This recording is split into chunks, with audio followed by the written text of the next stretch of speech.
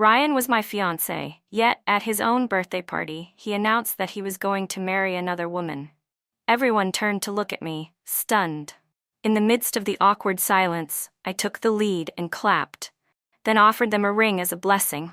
"Wishing you both a long and happy life together, and a child soon," I said.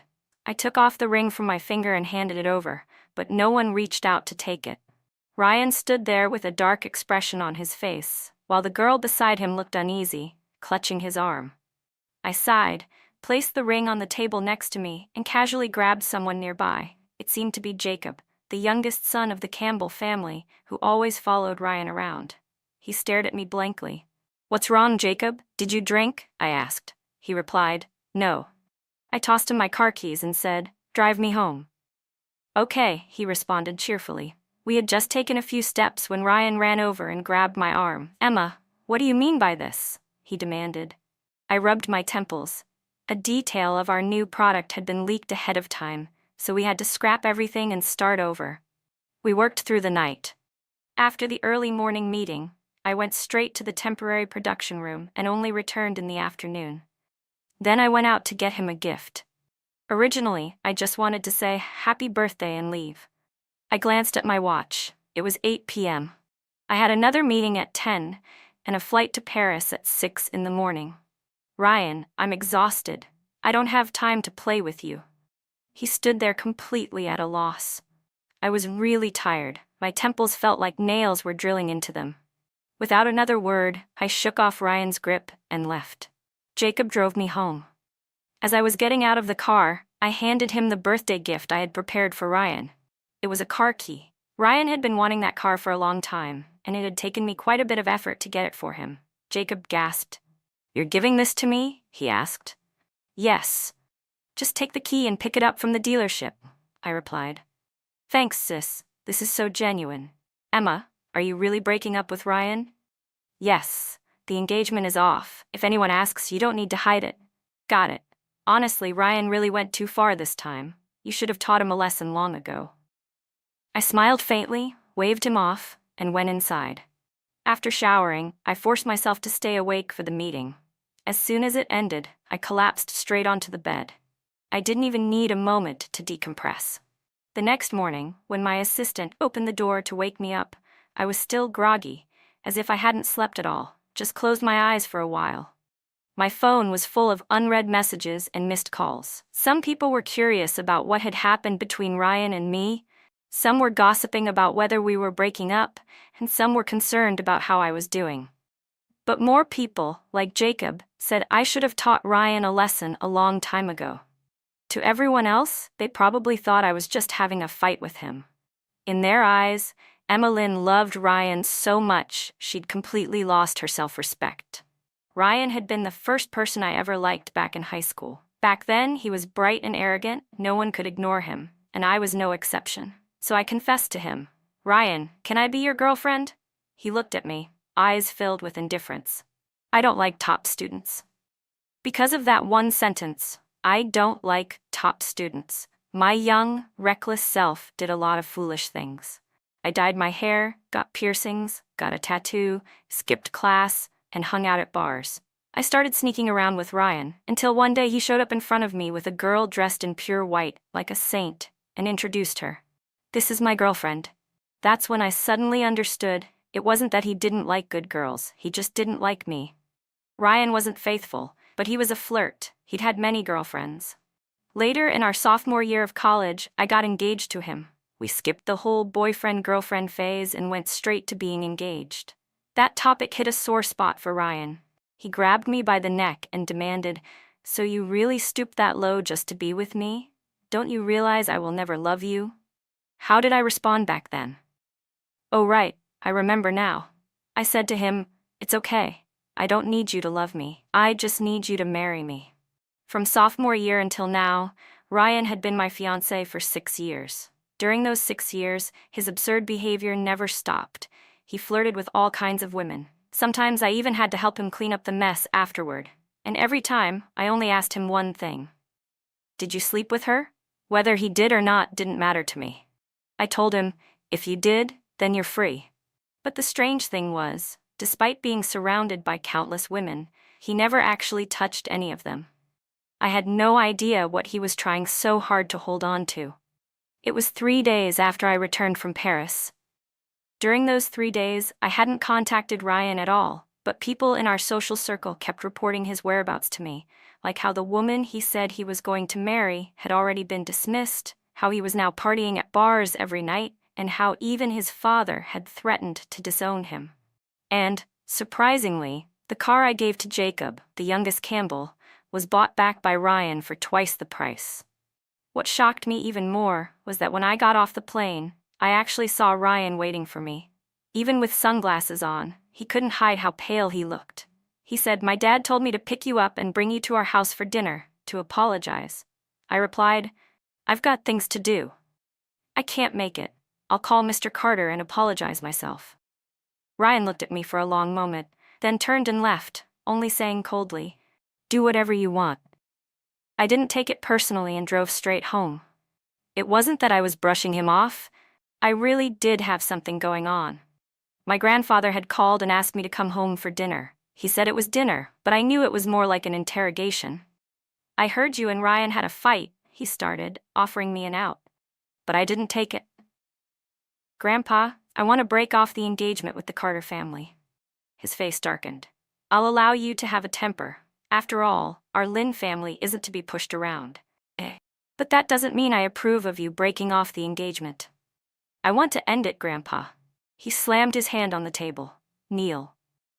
I did as he said and knelt down in front of him. Do you realize how much damage breaking this engagement would cause? Of course I did. It had been 6 years since we got engaged to the Carter family.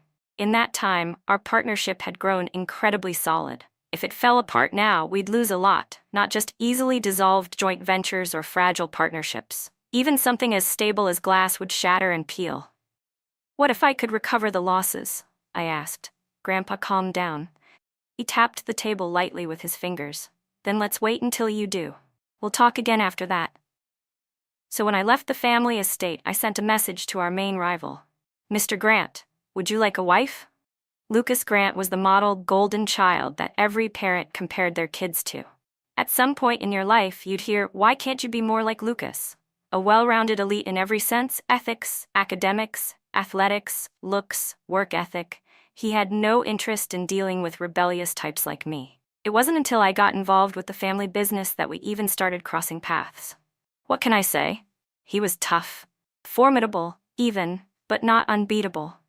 Like last month, when we both bid on the same piece of land, I beat him by slightly undercutting his psychological price point, which has remained my bragging right in the circle ever since.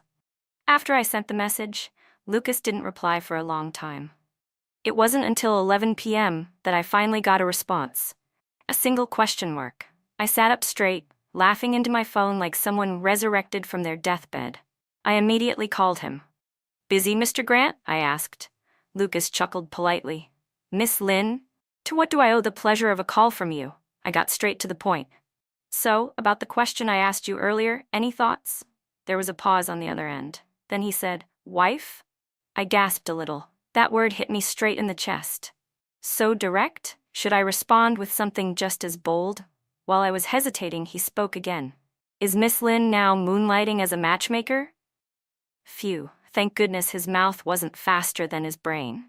"Well, Mr. Grant, you're at the age to consider marriage, and I happen to have a perfect candidate in mind."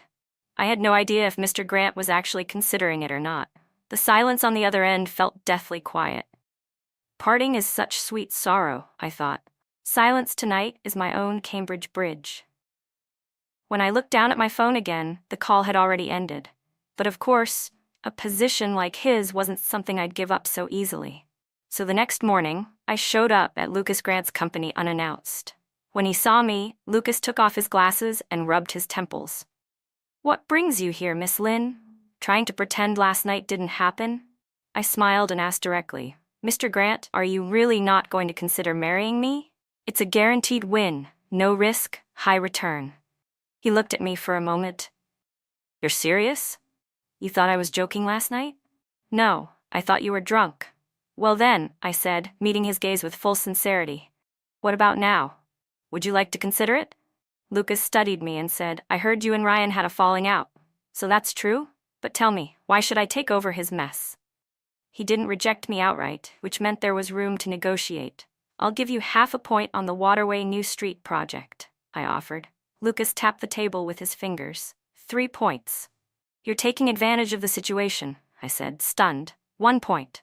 3. 1.5, that's my limit. 3, he insisted, clearly testing my patience. I was already gritting my teeth. Don't push it. Fine. 2 points, he said finally. Deal, I'm not doing this for money, I just enjoy being helpful. Shameless. But once Lucas agreed, I finally had enough leverage to negotiate with the Carter family. I arranged a meeting with Ryan's father. To my surprise, Ryan showed up too. He looked even more haggard than before. Before we entered the private room, he grabbed my arm. Why didn't you call me, he asked. This engagement is about the 2 of us. If you wanted to talk, why didn't you call? I looked at Ryan quietly. Sometimes I truly envied how simple he was, still so naive, even now. You're wrong, I replied. This engagement was never just about the 2 of us. Ryan stared at me, tightening his grip on my arm and pulling me closer as we entered the room. Mr. Carter was already seated at the head of the table. After a bit of small talk, he smiled kindly and said, I know Ryan upset you. That's why I brought him here today. If you want to hit him or yell at him, be my guest. I'll back you up. I smiled. Mr. Carter, the reason I asked you out today is to discuss the engagement between our families. I intend to dissolve it. The relaxed atmosphere immediately froze. Ryan stood up, wincing in pain. I don't agree, he said, enunciating each word clearly. Mr. Carter's face darkened. Sit down, Ryan. Ryan met his father's gaze and let out a cold laugh. What, making decisions behind my back again? You forced me into this engagement against my will, and now you want to cancel it without my consent too? What am I to you, a puppet? Mr. Carter slammed his hand on the table. What exactly do you want then? You opposed the engagement from the beginning. It's been 6 years of drama. Do you know how much shame you've brought to both the Carter and Lynn families? If you don't want to break it off, then what the hell have you been doing all this time? Ryan flinched, but said nothing. He eventually lowered his head. Mr. Carter shot him a long, hard stare. Get out. Ryan walked out, but not alone. He grabbed my arm and dragged me with him. Everything happened so fast that it felt like we were eloping. I didn't even have time to react. Ryan, what are you doing? I shouted. He tightened his grip and said nothing. I struggled, but the more I resisted, the harder he held on. You're hurting me. I finally yelled, furious. I started slapping at him to break free. That seemed to snap him out of it. He suddenly let go, panic flooding his face. Are you okay? I was drained, completely worn out. I honestly didn't know what Ryan was trying to do. I had always thought the main obstacle to ending this engagement would be the Carter family. And maybe Ryan would even help me. But now he was the first one standing in my way. Ryan, what the hell are you doing? I asked. Haven't you always wanted to end the engagement? So what's the problem now that I'm giving you exactly what you wanted? What are you making a scene about now? I asked. After hearing my question, Ryan let out a sudden laugh. It was more painful than crying. So, going along with what you want? Does what I want ever matter to any of you? Did any of you ever ask for my opinion before making decisions? Suddenly, I began to understand. So you're upset because I was the one who brought up breaking the engagement, and you feel like that hurt your pride? I said calmly. No problem. Then you do it. I'll even tell everyone in our circle that you dumped me. I gave a faint smile.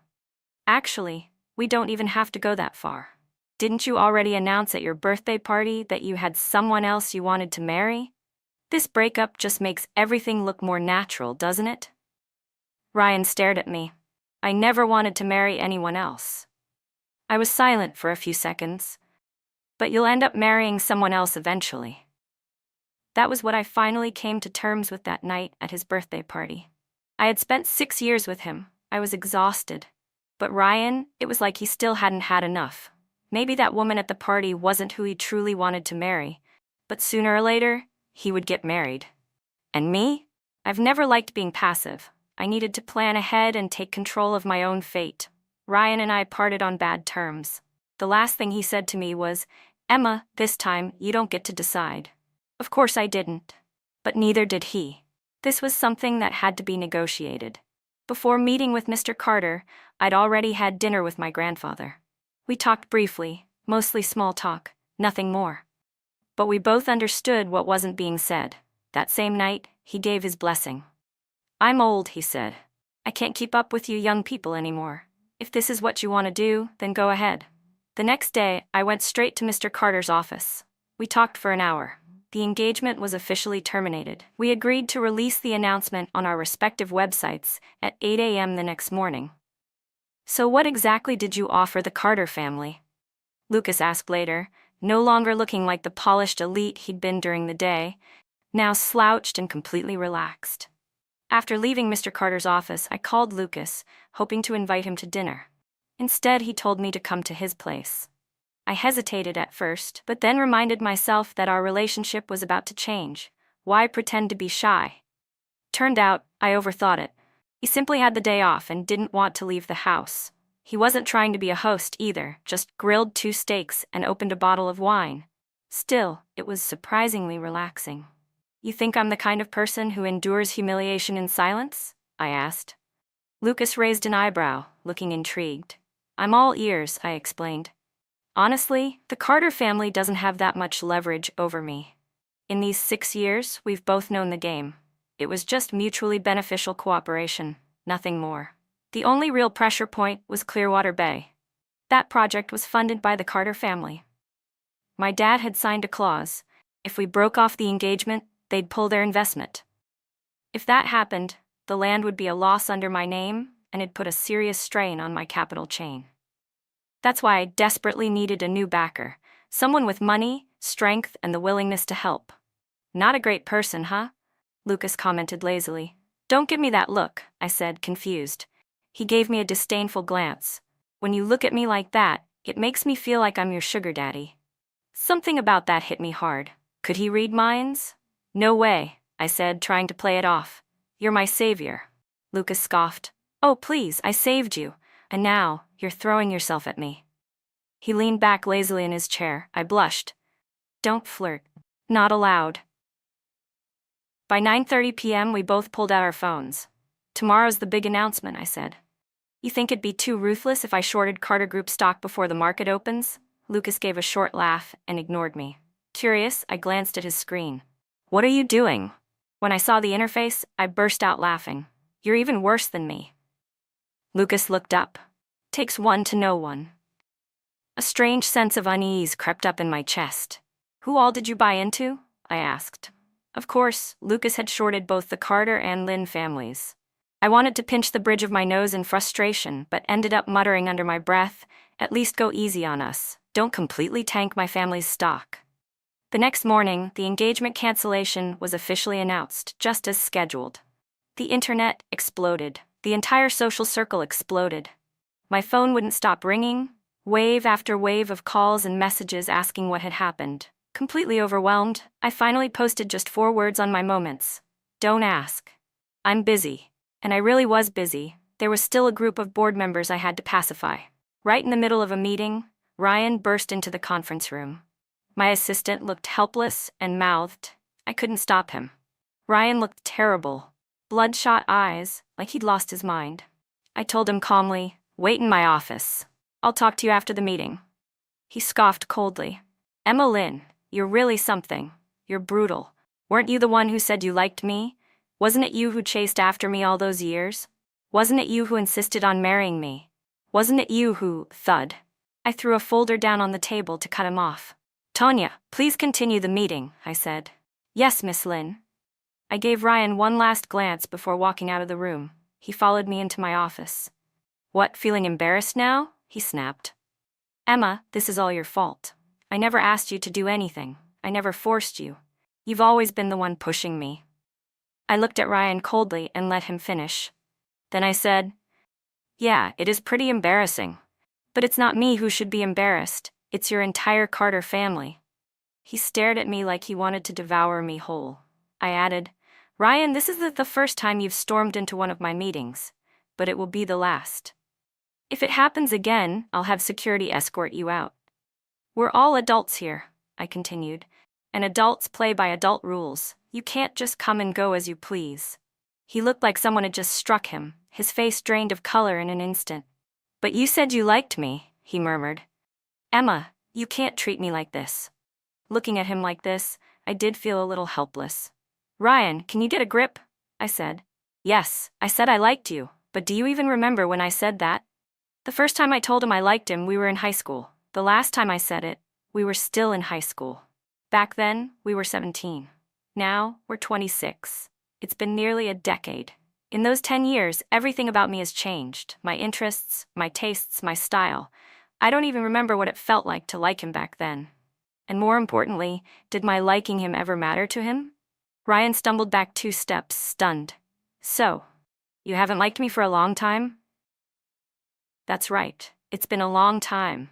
All these years, everything I did, and you barely reacted. You didn't care if I kissed someone else. You acted like nothing happened.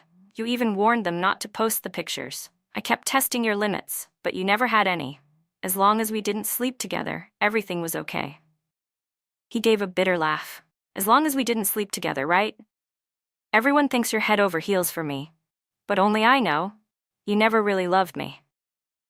His voice cracked. Why?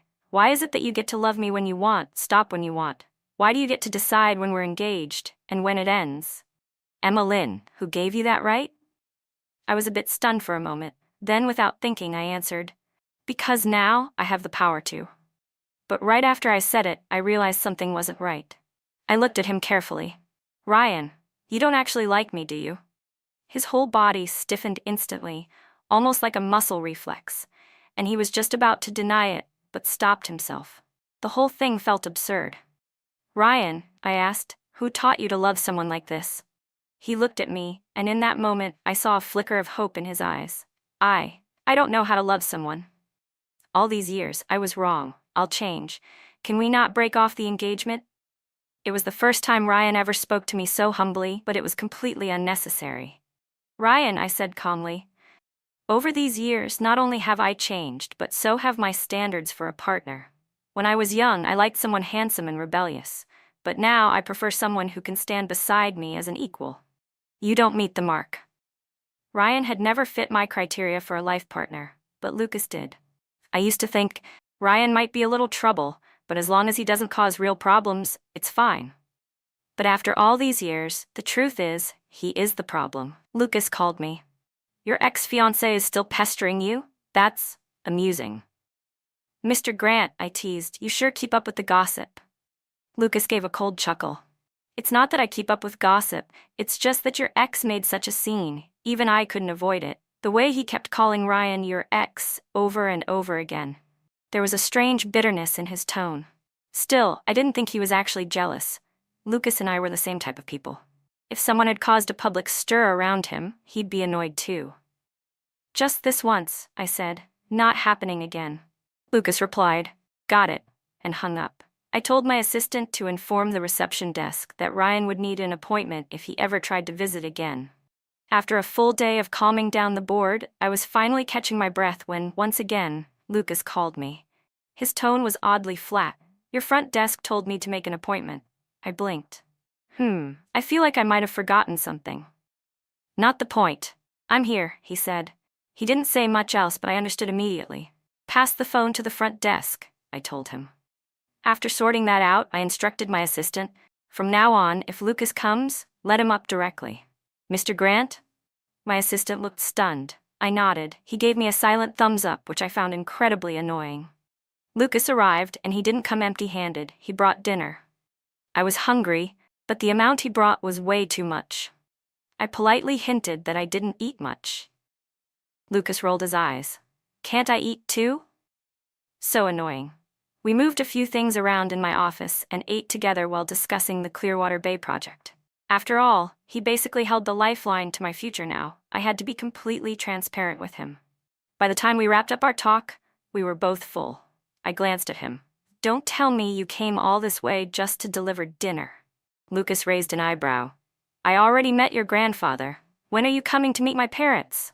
His words caught me off guard. I choked on my water. It was stuck in my throat, and I couldn't cough it out or swallow it down. Lucas watched me closely. You're not planning to use me and ditch me, are you? Still choking, I waved my hands. No, of course not. Only then did Lucas take pity on me and gently pat my back. He snorted. Pathetic. After a moment, I finally recovered, exhaling slowly. Honestly, I admitted, I'm not great at dealing with elders. My parents passed away when I was young. I was raised by my grandfather, and he was all about results. He raised me like an heir, not a granddaughter. Our relationship was built on utility. If you threaten the family's interests, you get punished. Emotions never mattered. Everything was strictly business. But Lucas's parents were different. The one who had ties to me was Lucas, not his mom and dad, and that made me uneasy. Lucas, however, didn't care. What's there to be uneasy about? Just give them what they like. My dad's into tea. My mom likes beauty and skincare. I took a deep breath. When? Next weekend. Works? Okay. Lucas frowned slightly. What's with that face? What face? I asked. He flicked my forehead.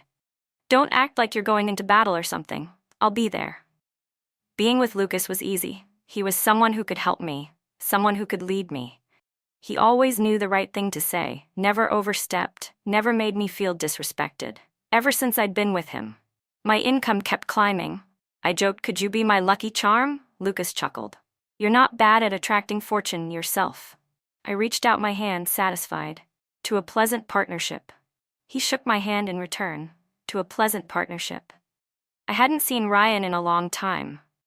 Just when I was about to completely forget him, he showed up again, looking utterly wrecked. He'd been spiraling lately.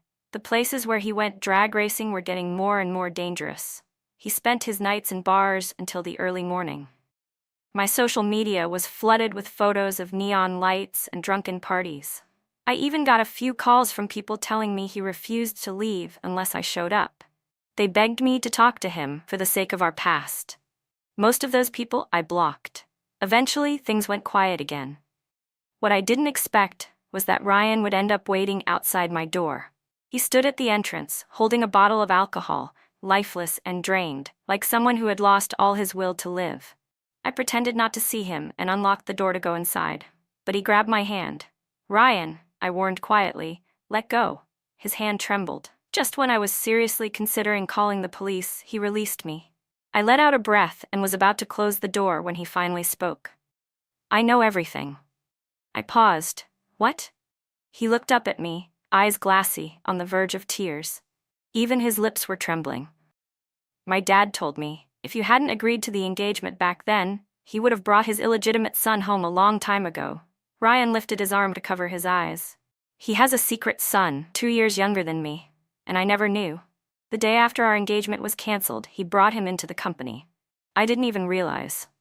Not long ago, he transferred 2% of his shares to him. Still didn't notice. It wasn't until yesterday, when he brought him home and said, "This is your brother, get along." How could I possibly accept that? Has he lost his mind? I beat that bastard up so badly he landed in the hospital, he said. And my dad told me, if it weren't for you, he would have replaced me as heir a long time ago. Ryan dropped his arm. His eyes were red.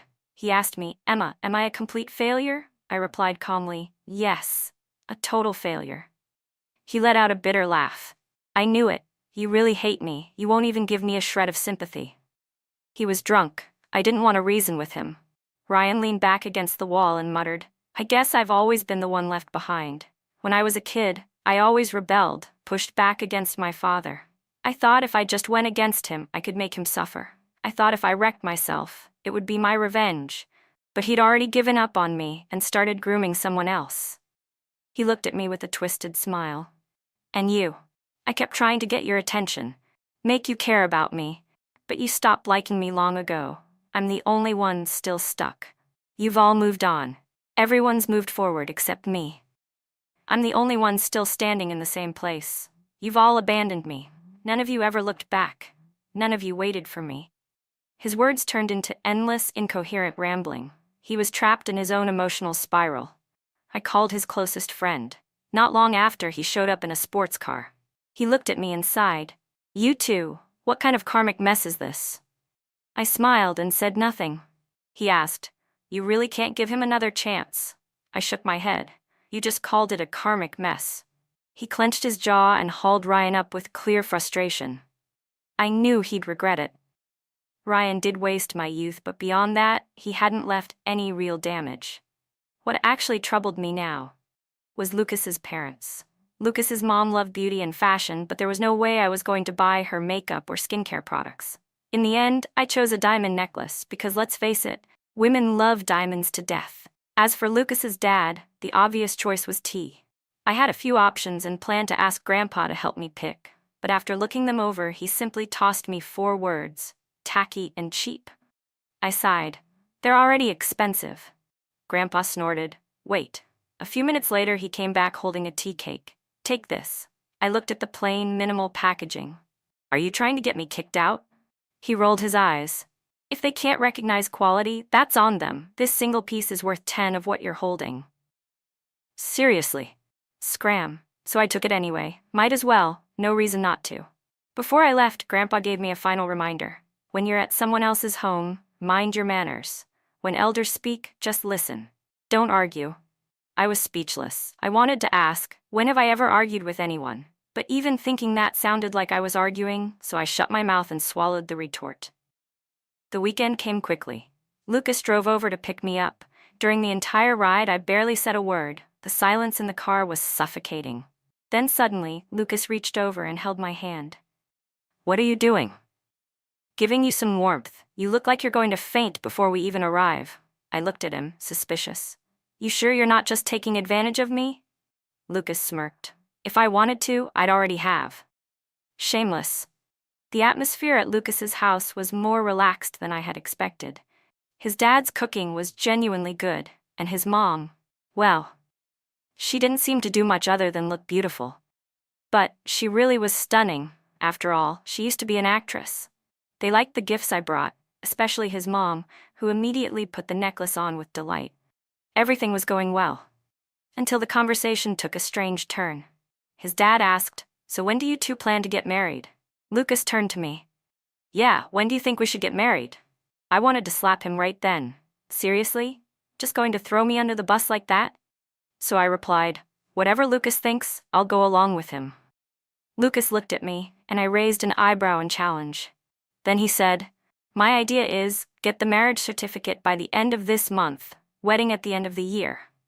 I froze. His mom lit up with joy and immediately started chatting excitedly about wedding planning. Even when we left, I still felt like I was in a fog. One thing was for sure, talking business was a lot easier than talking marriage. Lucas drove me home, and when I got out of the car, he turned serious. "I meant everything I said today," he said. "You can go home and think about it." Think about what? End of the month, marriage certificate. Wedding by the end of the year. He added, "I'm a businessman. I like to add value to my partnerships." That night, lying in bed, I started thinking about marriage. I weighed the pros and cons, analyzed the risks, and put myself into a mental spiral. But after a sip of water, I suddenly had an epiphany. Lucas had basically given me a trick question. I was planning to marry him anyway. Whether it happened sooner or later, did it really matter? Clearly not. So I texted him. "Lucas, you're so annoying." He replied with a question mark. I ignored him and fell asleep with a smile on my face. The next morning I told him, let's set a date to register for the marriage license. Lucas looked at me. "Are you sure?" I blinked. "Weren't we headed toward marriage from the beginning?" He nodded seriously. "Emma, you're incredible." Years later, after our daughter was born, Lucas finally admitted to me that back then he thought girls liked romance, so he had already started planning the perfect proposal. But then he said it again, shaking his head with a smile. "Emma, you're just badass. Allergic to romance? So you just gave up?" "Yeah," Lucas said, smiling. "Didn't want to get mocked by you, Miss Lynn." We had agreed to register our marriage 3 days later. That was also the day Lucas would officially invest in Clearwater Bay. Once we went public with both announcements, it would be a win-win situation. The stock would definitely surge across the board. Today, someone from the Carter family was scheduled to come by and discuss the follow-up to our cooperation. What I didn't expect was that the person sent was Ryan. I was surprised for a couple of seconds, but quickly stood up to shake his hand. "Mr. Carter, nice to see you." Ryan held my hand a little too tightly and didn't let go for several seconds. Miss Lynn, nice to see you too. There wasn't much small talk. We went straight into business.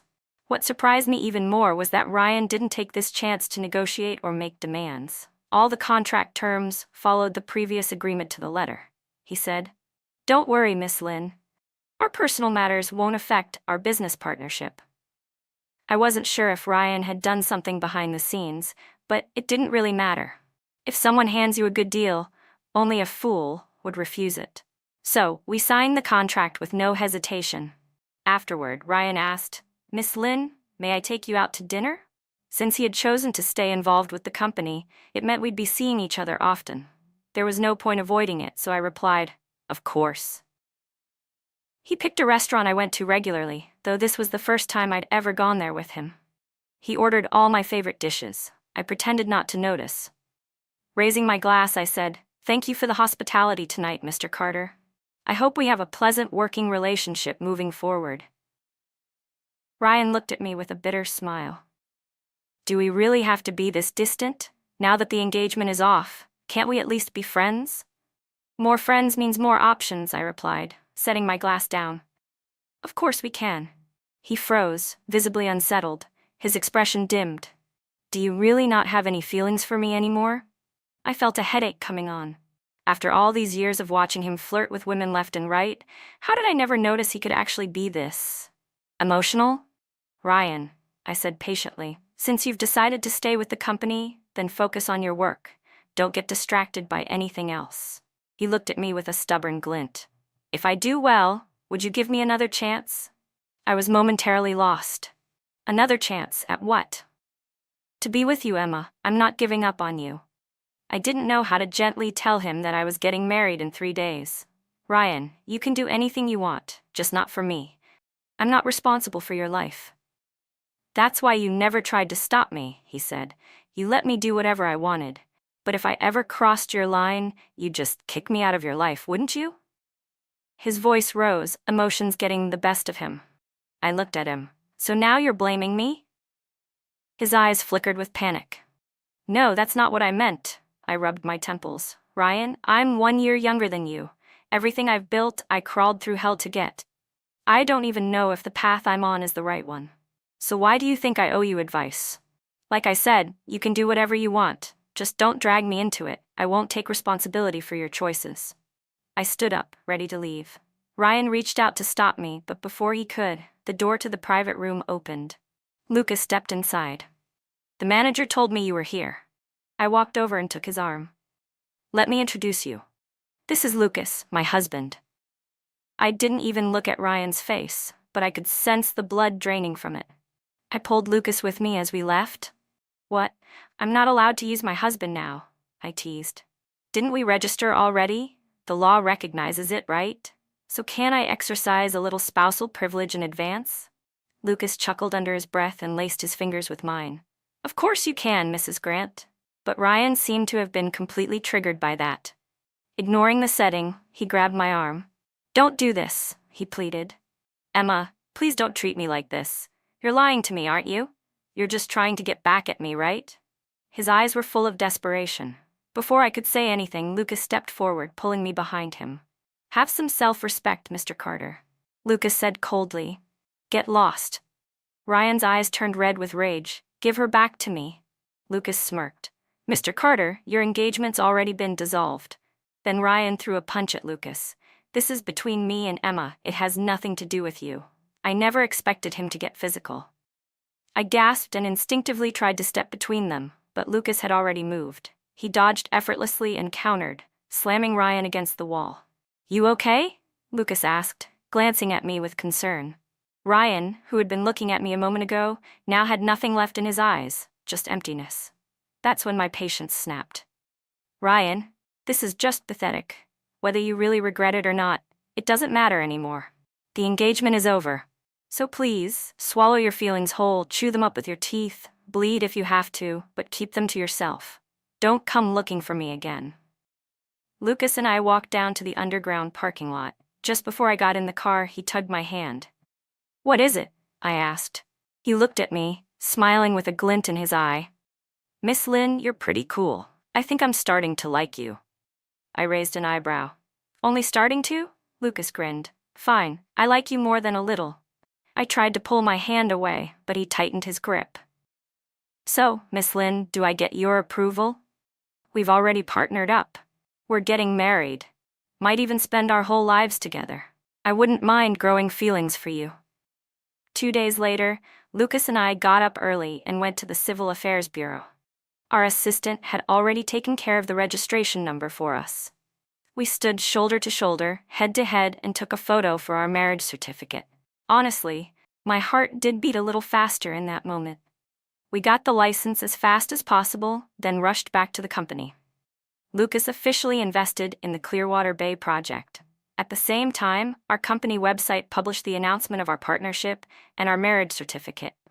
Congratulations on the wedding, Mr. Grant. Looking forward to working with you. Congratulations, Mrs. Grant. Likewise, looking forward to it. After registering, we moved in together. We picked one of the properties under his name, close to both our offices. We worked well together, and we lived well together too. It made everything in my life feel more balanced and fulfilled. Riding that wave of momentum, I started expanding my business empire. I wanted a hand in anything that made money. What could I say? With someone powerful at my back, I was bold enough to try anything. Before long, people started calling us the power couple of profit. I didn't mind the title at all. I hadn't paid attention to Ryan's news in a long time. The next time I heard about him, he had already been sent out of the country. That piqued my curiosity. His father had always been disappointed in him.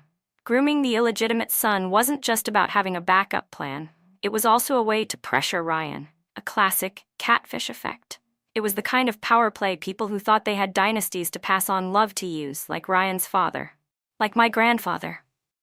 But truly giving up on Ryan? That was unlikely, especially since he had just started doing real work in the company. So what had actually happened?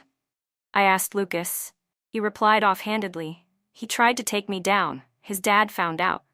Take you down how? Lucas explained. He wanted to sabotage the business, take our deals by force, regardless of cost or consequences. But he had no real authority in the company. The moment he tried to implement anything, his father found out. They had a huge fight. Ryan said he wouldn't let me have peace. That kind of emotional recklessness was the final straw that made his father lose all hope in him. To keep Ryan from causing more trouble, his father simply sent him out of the country. You weren't going to tell me? I asked. Lucas gave me a sidelong glance. Tell you what? That your ex-fiancé chose love over legacy? You think I'm that bored? Lucas, of course, wasn't bored. He was incredibly busy. Between managing business and preparing for our end-of-year wedding, he had his hands full. I jokingly suggested outsourcing the wedding and getting sponsorship deals. As soon as I said that, Lucas got annoyed. I was about to say more when he kissed me, and kept kissing me, until I completely forgot what I wanted to say. Later, the wedding he planned was extravagant, almost like a dream. Ryan showed up too, dressed impeccably, as if he were here to stop the ceremony, but he didn't do anything. He just sat quietly, and left quietly. After we said our vows, Lucas leaned in and kissed me. Mrs. Grant, he whispered. For the rest of our lives, I'm counting on you.